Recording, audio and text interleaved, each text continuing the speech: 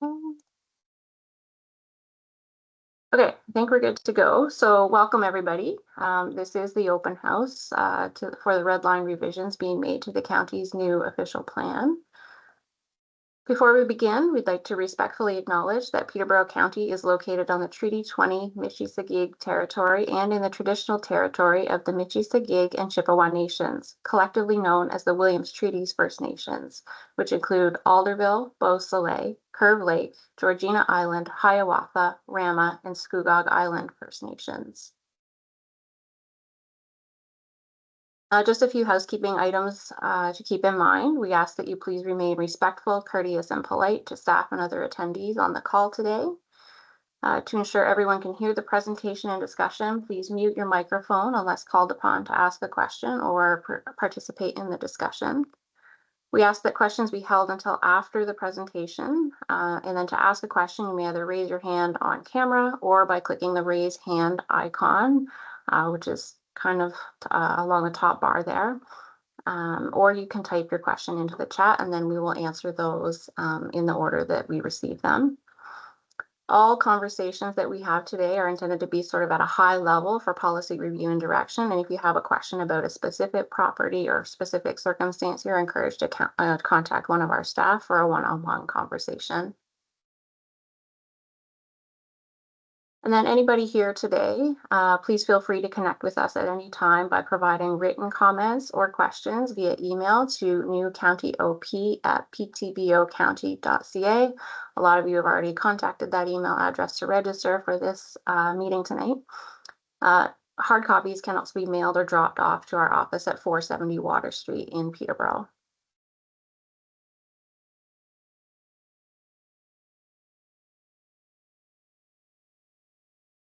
This afternoon, we'll be going over a bit of background information and how we got to this point, and then we'll get into a review of the more major revisions that are being proposed, and then we'll close out with next steps and a question period.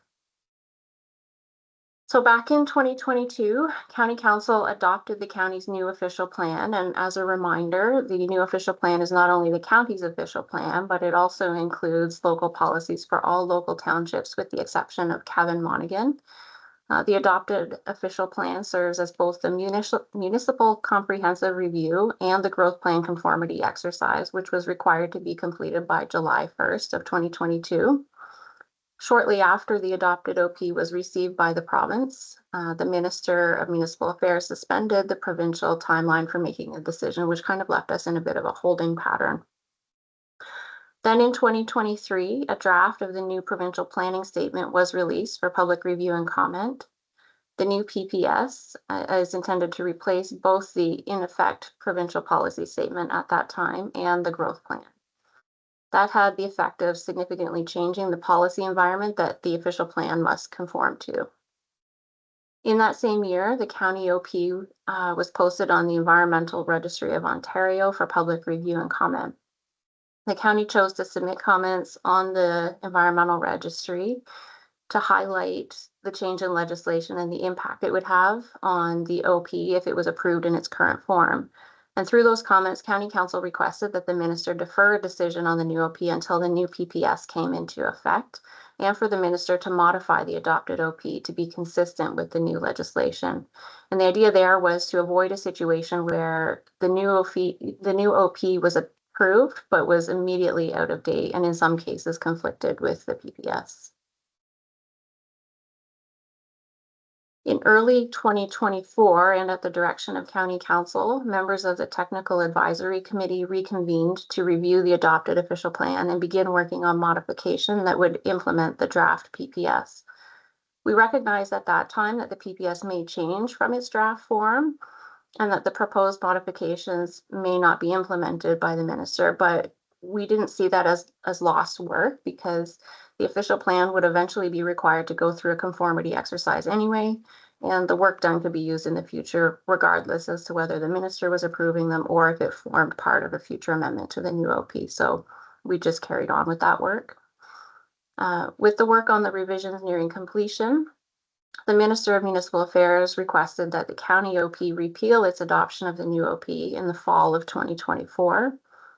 That was followed shortly thereafter with the new PPS coming into force and effect. that had very few changes from the draft version to the in effect version of the PPS.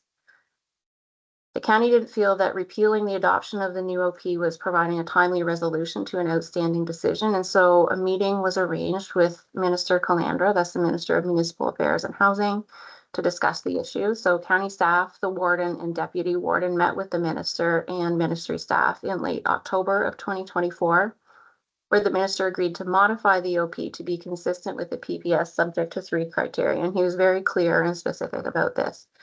There had to be transparency in the process, so there had to be a public consultation process at the county level. First Nation consultation had to be undertaken regarding the proposed changes, and there would be no mapping or schedule changes. Only consideration of textual policy changes that reflected the new PPS would be considered. So in December 2024, County Council directed staff to proceed with the public consultation process that we're currently going through. Much of the official plan has remained unchanged since it was originally adopted, but there are some minor changes being made throughout the plan to bring it into consistency with the new PPS. And as you know, because you're participating in it, we began the public consultation process in early 2025. And that process officially began in mid-January with a full release of the Redline revised version of the PPS.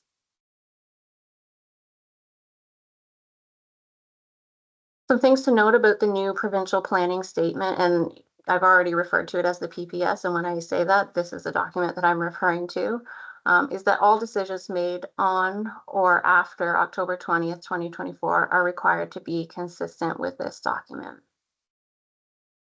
Oh, I'm sorry, something just popped up in the chat here. Just hang on one second.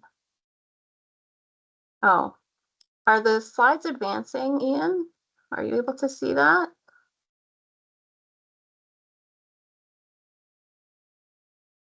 Yep, they're advancing for me. Oh, okay. I see Jim gave me a thumbs up, so I have a few thumbs up. I'm sorry, Paul. Okay.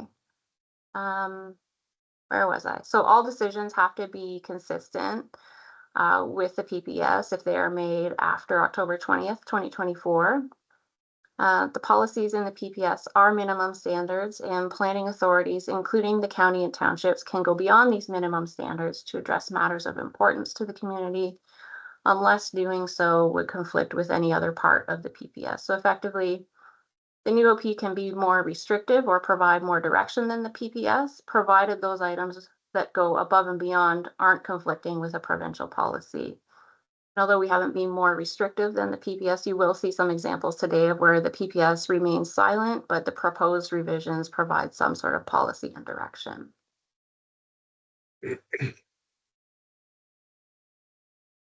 So while most of the changes to the official plan have been minor, there are a few sections that have changed significantly, and these are the areas that we've kind of focused the presentation on today. The first of the major changes is to the settlement area policies. Excuse me. And to be clear, none of the land use schedules have changed, and all the settlement area boundaries are remaining the same as they were originally adopted. However, the policies associated with settlement areas now allow for the expansion of settlement areas and for the establishment of new settlement areas.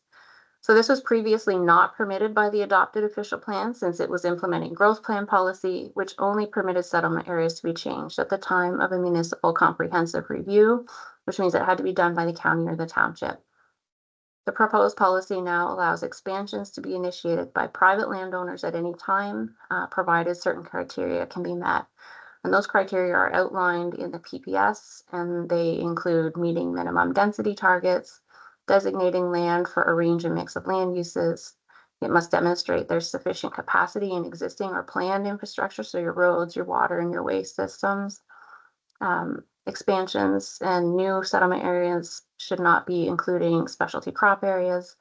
They must comply with minimum distance separation requirements, and they should avoid agricultural areas, and where that's not possible, minimize and mitigate disturbance to the extent possible, as determined through an agricultural impact assessment. Some other notable changes to settlement area policies include the deletion of a specific policy and schedule related to the settlement area of Millbrook. The policy was included in the adopted version of the official plan to reflect the results of the township's growth management study and included specific land areas to be added to Millbrook. And as you'll recall, Millbrook will be maintaining its own official plan once the county OP is in effect. The related schedule and illustrates the new settlement area boundaries for Millbrook, and the policy and schedule are proposed to be deleted because the new PPS no longer requires that the upper tier or the county to delineate the settlement area boundaries. Cabin Monaghan can include those changes instead when they go through the process of updating their own official plan. We're also proposing small changes to section 5.4, which is your hierarchy of settlement areas section, to remove language that prohibits the establishment of new settlement areas because that's now permitted by the PPS, and it's removing references to delineated built-up areas. The term delineated built-up area or built boundary is a growth plan term, which refers to limits of the developed urban area within our service settlement areas. And those boundaries were provided by the Ministry of Municipal Affairs when the growth plan was initially implemented in 2006 and haven't been updated since that time. So given that those boundaries were outdated to start with, and there is no longer a requirement to include them, those references have been removed throughout the OP. In addition to the PPS criteria for new or expanded settlement areas, section 5.5 has been updated to require the phase progression of urban development. So that's proposed as an additional criteria that kind of goes above and beyond the PPS requirement, and it's intended to prevent development from leapfrogging or skipping over the next natural parcel for development. And it also assists municipalities in planning for infrastructure and services. So it doesn't get extended beyond the capacity of the municipality. Additional language was also added by the TAC, which requires new settlement areas to undergo an official plan amendment initiated by the township in which the settlement area is situate. So that's for the establishment of a new settlement area, just to be clear. And that proposed policy requires that the land be serviced by municipal water and wastewater systems, as they're the preferred form of servicing identified in the PPS. So that just ensures that if a new settlement area is proposed, that there's a public process involved with establishing a new settlement area, because it would be a significant change for the community. Another area of the official plan to highlight changes in is the employment area policies. The growth plan required upper tier municipalities like the county to identify employment areas and protect them for the long term. Conversion of these employment areas to non-employment uses, so that's redesignating them for a use other than employment, could only be done through a municipal comprehensive review and where certain criteria can be met. The new PPS is a bit more open and allows for the conversion of employment lands where certain criteria can be met. So there's no longer a requirement to wait for a municipal review of the official plan, and a conversion could be initiated by private developers or landowners. Employment areas within settlement areas remain protected by prohibiting sensitive land uses on those lands so that they remain available and unconstrained for their ultimate development. And in order to remove land from an employment designation, the criteria that is required by the PPS is that there must be a demonstrated need for the removal of the land, and that the land is not required for the employment use in the long term. It has to demonstrate that the proposed use would not negatively impact the overall viability of the remaining employment area by avoiding, or where that's not possible, minimizing and mitigating potential impacts to existing or planned employment uses. The existing or planned infrastructure and public service facilities must be available to accommodate the proposed use, and the municipality must have sufficient employment lands to accommodate the projected employment growth to the horizon of the official plan. So policies throughout the OP, including the employment and urban employment designations, have been updated to reflect that new PPS direction. Section 5.3.3, which is the employment area and density target, also proposed modifications which would apply previously established density targets to the urban employment designation only. So the new PPS doesn't require that density targets be applied to employment areas, but our growth management work that was done in support of the adopted official plan did support the use of a target. So we've modified the language just slightly to provide clear direction on what lands that target is applicable to.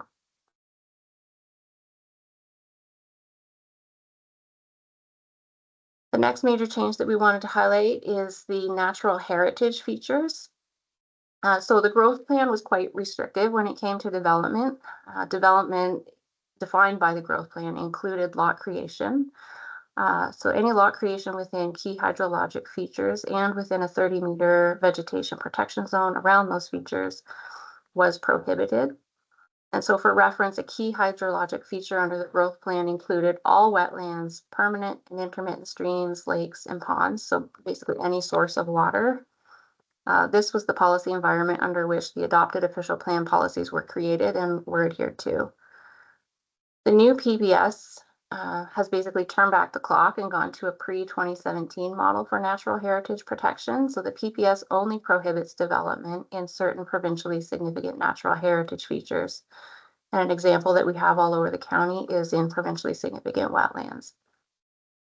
And the new PPS also does not implement or require a 30-meter vegetation protection zone.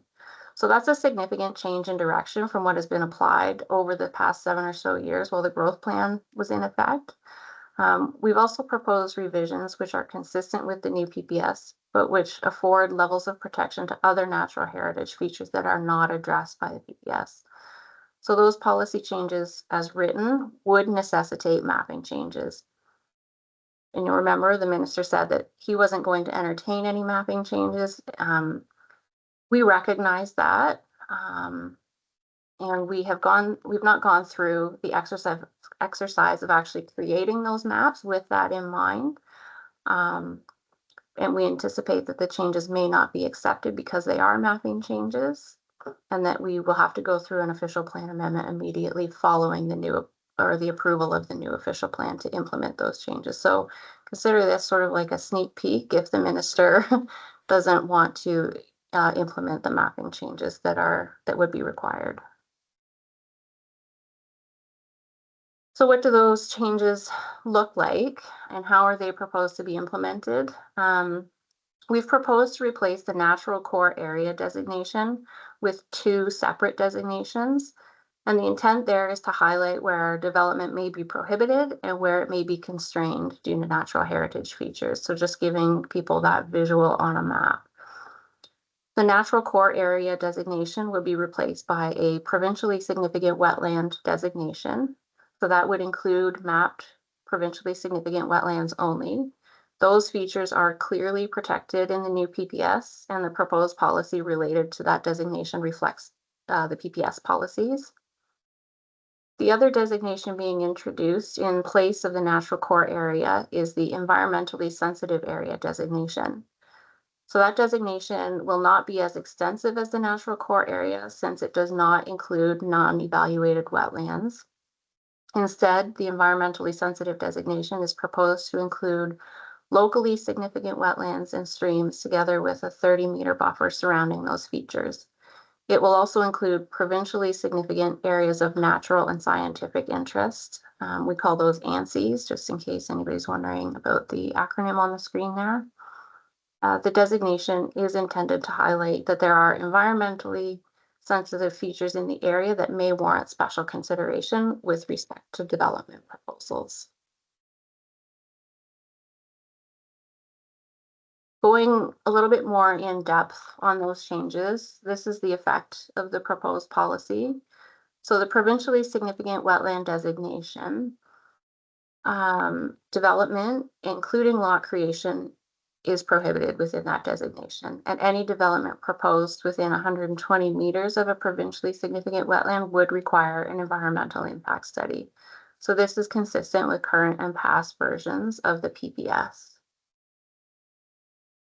The environmentally sensitive area designation, there are different policies applicable to each feature type. So we've kind of gone on a feature dependent policy structure. So in locally significant wetlands and its 30-meter buffer, development is permitted. So lot creation would be permitted.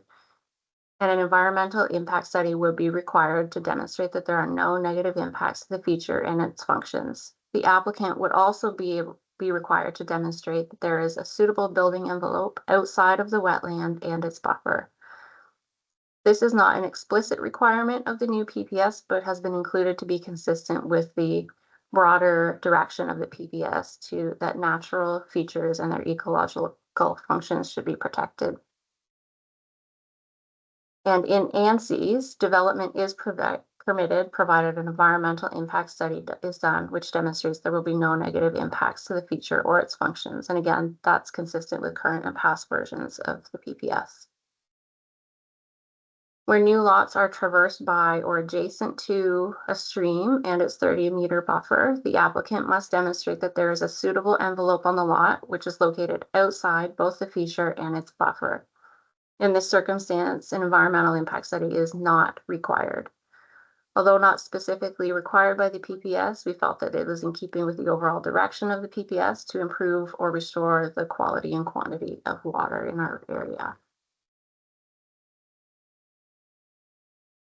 In addition to the land use designation policies, section 6.3 contains policies addressing natural heritage features. And we've updated that section. A lot of the changes have removed reference to lands that are inside or outside of the natural heritage system overlay and whether features were located inside or outside of a settlement area. The growth plan had previously provided separate and distinct policies to natural heritage features depending on whether they were inside or outside of a natural heritage system or a settlement area. And the proposed revisions treat all features the same, no matter their location. Changes have also been proposed to section 6.3.1, which deals specifically with wetlands, and it provides direction depending on the type of wetland. So both provincially and locally significant wetlands I just talked about, they are recognized under the provincially significant wetland and environmentally sensitive area designations. And then this section doesn't deviate from how those two types of wetlands are protected. We have, however, proposed new policy to provide direction to non-evaluated wetlands, of which there are many across the county. There's not specific direction in the PPS related to these wetlands, only that natural features and areas shall be protected for the long term. So in that respect, where a non-evaluated wetland is identified on available mapping, the requirement is for an applicant to have a qualified professional confirm the presence of the wetland on site and delineate its boundaries together with a 30-meter buffer. The creation of a new lot could then be permitted within or traversed by these features without the need for an environmental impact study, provided it can be demonstrated that there's a sufficient building envelope located outside of the wetland and its buffer. If a buffer smaller than 30 meters is proposed, then that would be the trigger for an environmental impact study to be completed. So if you were proposing physical development on the site that is closer than 30 meters to a non-evaluated wetland, you would need an EIS.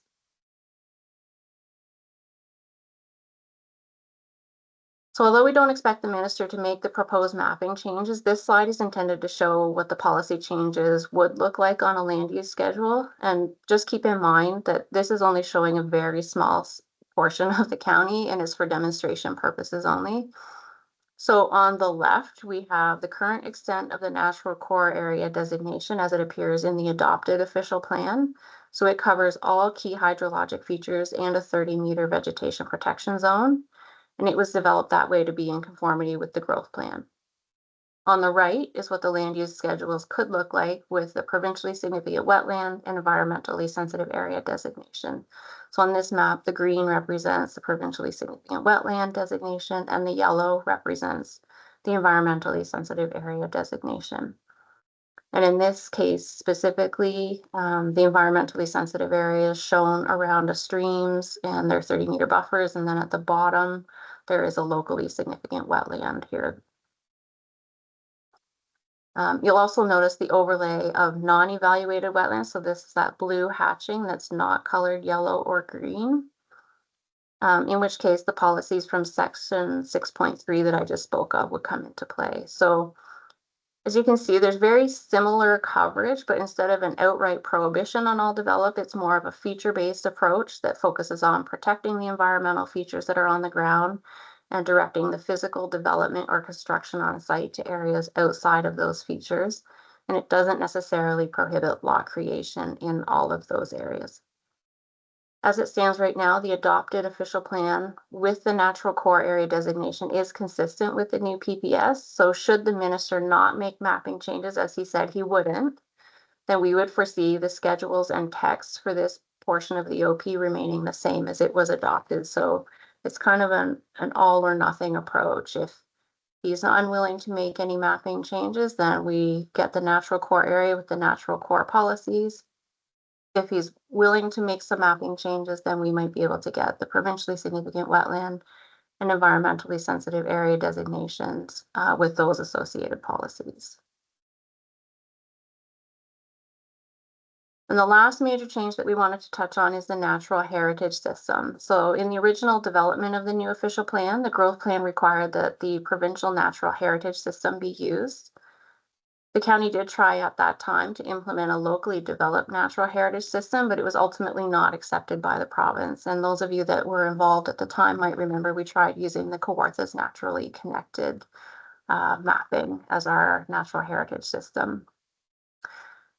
However, we did end up using the provincial system, and the result was a broad brush approach to natural heritage systems across the county. And in particular, the north end of the county was almost entirely encompassed by the natural heritage system.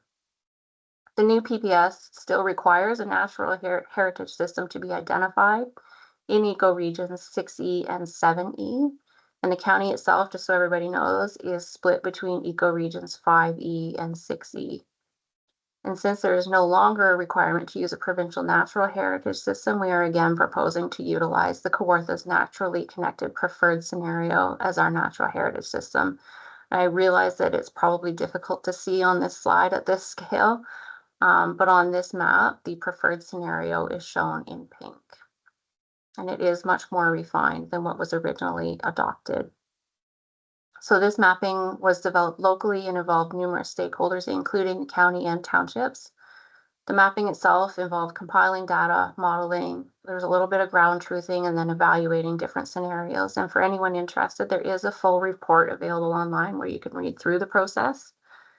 The whole purpose of that exercise was to develop a natural heritage system that would ultimately be implemented in local official plans. And so that's what we are proposing to do. And as I said before, this is a mapping change that's being proposed, so we don't anticipate that the minister is going to be amenable to implementing it. However, for complete transparency, we are just providing the information now with the understanding that we may have to implement this change ourselves at a later date. There's also a number of other minor revisions shown in the Redline version of the adopted OP. Some of those relate to the PPS, such as replacing references to the growth plan and provincial policy statement with the provincial planning statement. There are specific terms that have been updated throughout the document to match language of the PPS. So for example, you may notice throughout that references to key hydrologic features or key natural heritage features have simply been replaced with the term natural heritage feature.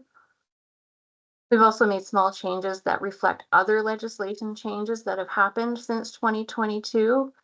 An example of that would be Bill 185, which made changes and removed the ability for mandatory pre-consultation bylaws to be passed. So language has been updated in the revisions which reflect that change.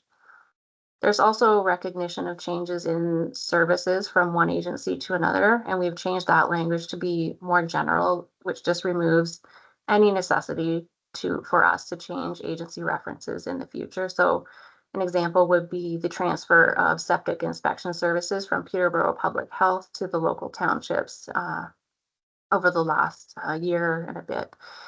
And the revised language now just refers to the applicable approval authority. We're also proposing to carry forward official plan amendments that have been approved in the interim period between adoption and now. Those applications have gone through a public process. They're in force and effect today, and carrying those approvals forward is appropriate in our view.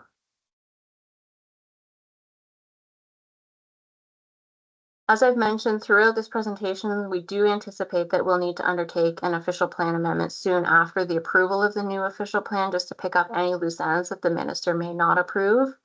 And those may include mapping and text changes to implement the provincially significant wetland and environmentally sensitive area designations, the natural heritage system replacement, any errors or omissions that are picked up once the new OP is in regular use, and then any additional requested changes from the township. So new information may be available, which may necessitate minor changes to township-specific policies. So the next step in this process is the public meeting, which is scheduled next week for March 5th at 9:30 a.m. It is taking place during a regular meeting of County Council. So if anyone attending today wishes to speak at that meeting, you will need to register with our clerk as a delegation. For anybody just wanting to watch and see how it goes, the meeting is going to be live streamed on the county's YouTube channel, so you can watch it there. Following the public meeting, we will be reviewing all comments received and providing County Council with a report and recommendations based on those comments. So with council support, we will provide the Ministry of Municipal Affairs with a copy of the Redline revised OP and then additional recommendations coming out of this public consultation process.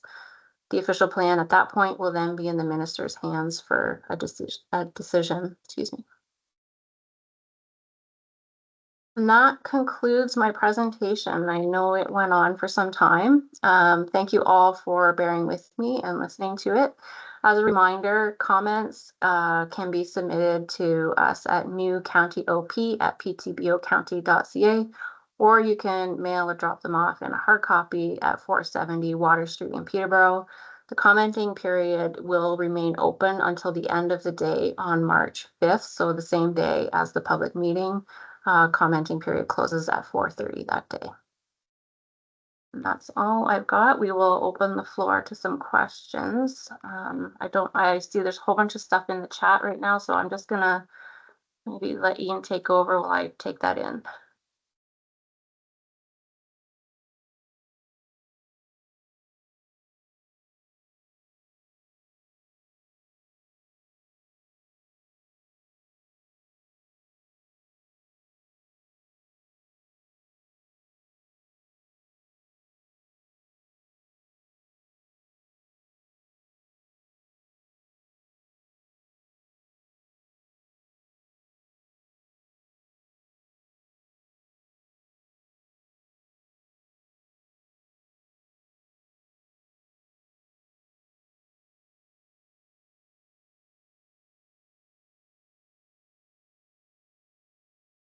Ian, if you're speaking, we can't hear you on our end.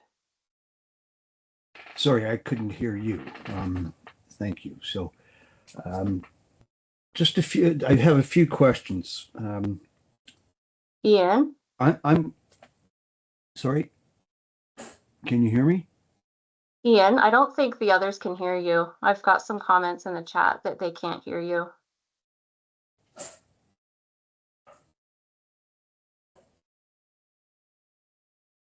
Oh, Paul can hear Ian, but not everybody can.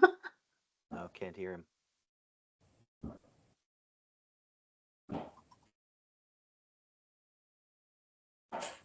Okay, so I'm just going to go back up. So Evan has asked, will there be policies in the OP that specifically state that Cavan can delineate their own settlement area boundaries and the mechanism? So the county OP doesn't specifically state anything. It's pretty high level. So Cavan Monaghan, if they want to delineate the settlement areas in their official plan, then that's their prerogative to do so. In addition, for municipalities in the county.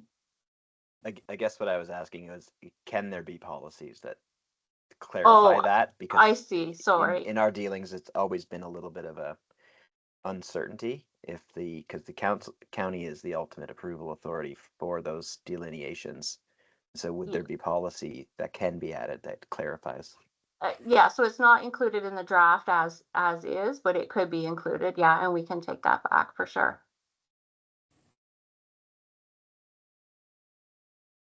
So in addition, for the municipalities in the county other than Cavan, will the new county OP provide policy direction with respect to new settlements and what a complete submission would look like, the criteria to be met, etc. So the question is for the establishment of a new settlement area. So there are criteria for the establishment of a new settlement area. It does have to go through an official plan amendment. We've made that part very clear. And I think to establish the criteria for a complete submission, I know pre-consultation isn't mandatory, but we do strongly encourage it. We don't have a specific list of studies that would be required. I think it would depend on the location and the servicing and all that kind of thing. So we would establish the criteria for a complete application during a pre-consultation meeting. April has asked me to provide the link for the mapping process, so I will put that in the chat in just a few minutes.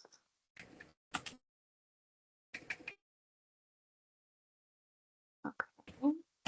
So does anybody else have a question? I've gone through all the ones in the chat. Kevin, I see your hand raised. Good afternoon, all. I'm assuming folks can hear me. Yes, Keziah?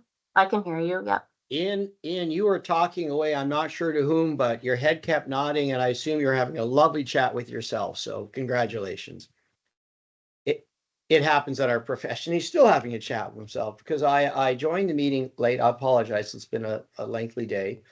I have a question with respect, or perhaps one or two questions with respect to lot creation, lot severance policies. Will the updated official plan have consistent eligibility criteria across the 7 participating municipalities? In other words, if you had a lot from a certain date, will that date be common amongst all the municipalities? Excepting Cavan may have their own policy.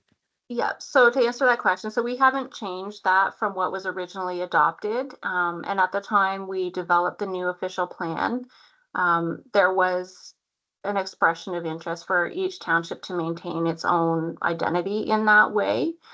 So there are different dates depending on the township. A lot of them have gone with a 15-year floating date, we call it.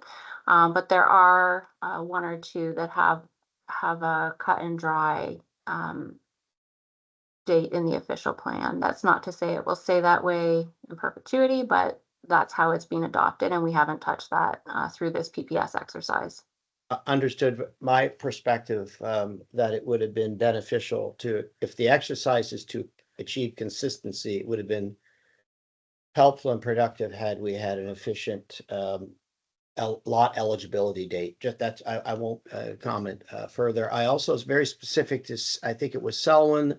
They had a policy, particularly with rural lots, about the size of lot on a retained lot. Do you know if that lot area base, has that been reduced? Because I believe it was 20 hectares or 20 acres. Do you know if that has changed, or is it will be maintained as currently written?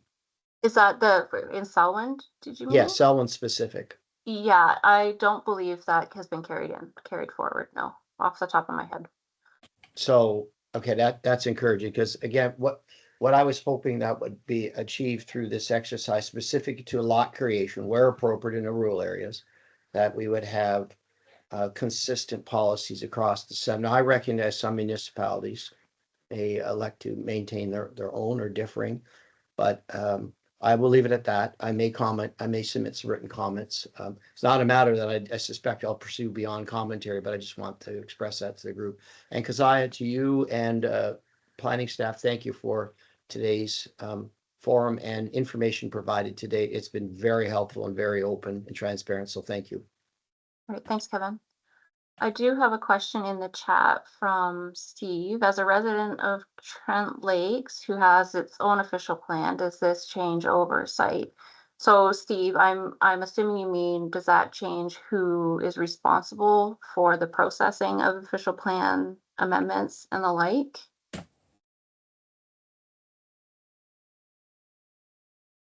I'm not hearing anything from him, so I will answer it as best I can, and Steve, you can speak up if I'm sorry. misreading your question. So currently the township maintains its own official plan. So the township, if there are questions about the official plan or there are amendments to the official plan, you make application to the municipality. in the future, the application for an official plan amendment would come to the county. However, we do work very closely with the township on it. So any public meeting is hosted in front of Trent Lakes Council. They have to make a recommendation in support of the application, but county council will still ultimately make the decision on the approval of the official plan amendment. So there's still quite a bit of township involvement. They are still implementing their official plan on a day-to-day basis. The application process is slightly different, but we still do kind of steer it towards the local municipality, and their recommendation carries weight.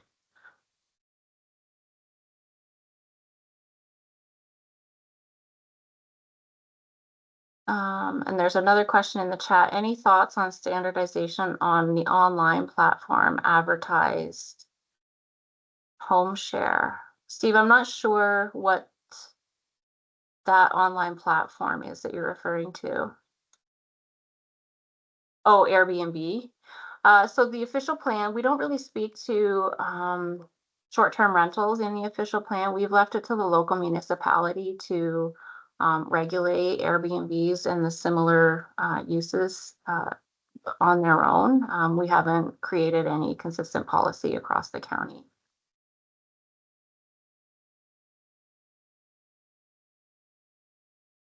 Jen has asked about the ownership requirement in Selwyn to own the property for 10 years. Off the top of my head, I can't recall if the ownership requirement is still in there, but we didn't change it from what was originally adopted. I don't believe there is a 10-year ownership requirement, but Jen, maybe just follow up with me after the meeting. Kevin, got another question? I do indeed, because thank you, and thank you also to those that are inquiring through the chat function following same. Because I may have missed, but what is the policy framework with respect to on-farm diversified use? Will we now see consistent policies amongst policy frame amongst the I'm assuming it's 7 participating municipalities? Yeah, so the on-farm diversified uses policies is consistent, with the exception that Otonabee South Monaghan had gone through a very comprehensive exercise just prior to the whole official plan project, and they wanted to carry those policies forward. So the on-farm diversified use policies are consistent for 6 out of the 7, and then Otonabee South Monaghan has slightly different. A lot of them are the same. But they are just slightly different in Otonabee South Monaghan. Yes, I'm familiar with OSM's policies. Okay, thank you for that. Yeah.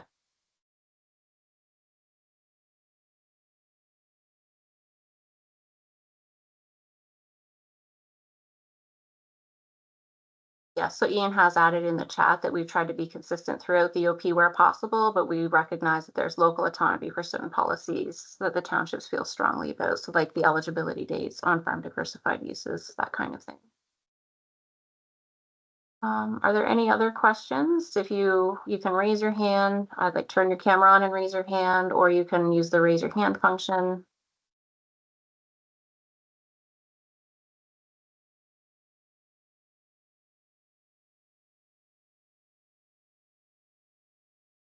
Evan has asked to clarify, the county will not be accepting site-specific amendments as part of this process. That is correct, Evan. Our direction from council has been just to implement the PPS policies at this point in time. Mary has asked, with the new system of more specific identification of natural heritage features rather than the broad brush natural core area approach, does the new framework omit significant natural heritage features, and is the new system more flexible to add areas? So there's kind of 2 things at play. One is the actual designation of features and the protection of features. So I would say all of the provincially significant features are still remaining protected. We have identified wetlands as being an area that people want to see protected, and we've gone about it just to protect them on a more feature-based approach. So we've got provincially significant wetlands, locally significant wetlands, and non-evaluated wetlands. So provincially significant is absolutely no development. Locally significant, you might need to do an EIS, but as long as your physical construction is outside of the wetland, you can go ahead. And then non-evaluated wetlands, if you can you can verify what's on the ground. If there's nothing there, then great, you can proceed with whatever the land use designation is. If there is something on the ground, then you have to keep your physical construction away from it. I believe we are providing a similar level of protection for those features. It's just not an outright prohibition on features. It's a little bit more flexible in that manner. And then the natural heritage system approach, that has gone through its own exercise. There is really specific language that the growth plan required that we did remove, and we are now focusing more on corridors and linkages and that kind of thing in the natural heritage system. So I don't know if that fully answers your question, Mary. I hope so. Jim, some local flexibility is still important. So if local land is still allowed, as you say, for development, that is important. Okay, thank you, Jim. With this provincial government attempting to pave over the greenbelt, how are you able to represent the environment over this mindset? So yeah, I think we are implementing the PPS fairly. We have provided direction on a lot of matters that aren't addressed in the PPS where we could have remained silent also. So I think that we have prioritized, because we heard the last time that there was a very large group of people who wanted to see the environment protected and natural heritage features protected. So we kind of feel that we have approached this in a more balanced way. It is more fair to landowners while also respecting the features and protecting them on the ground. So Steve, that would be my answer to that question.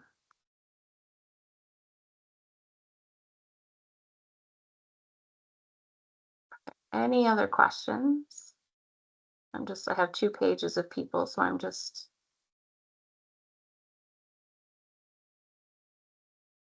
not seeing any more. Laura? Hi, Keziah. Just on kind of the future steps, you mentioned there will probably be a future official plan amendment following this process that'll incorporate additional elements, including township input. Would that township input that could be considered at that time include any updated like official plan amendments or settlement boundary changes in the meantime that happened between those two processes?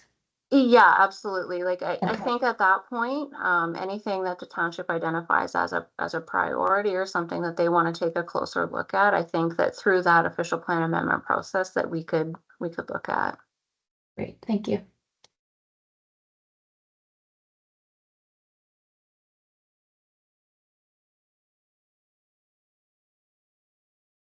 Okay, last call for any questions.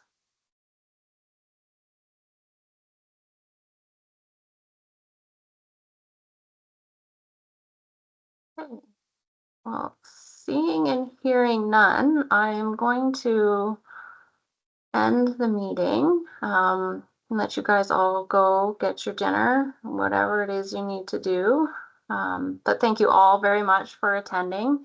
I really appreciate your time tonight. Again, if you have any written questions or if you're thinking about it later and you have something come to mind, feel free to give me a call or send me a message and I'll try to get back to you as soon as I can. All right. Thanks, everybody. Have a good night.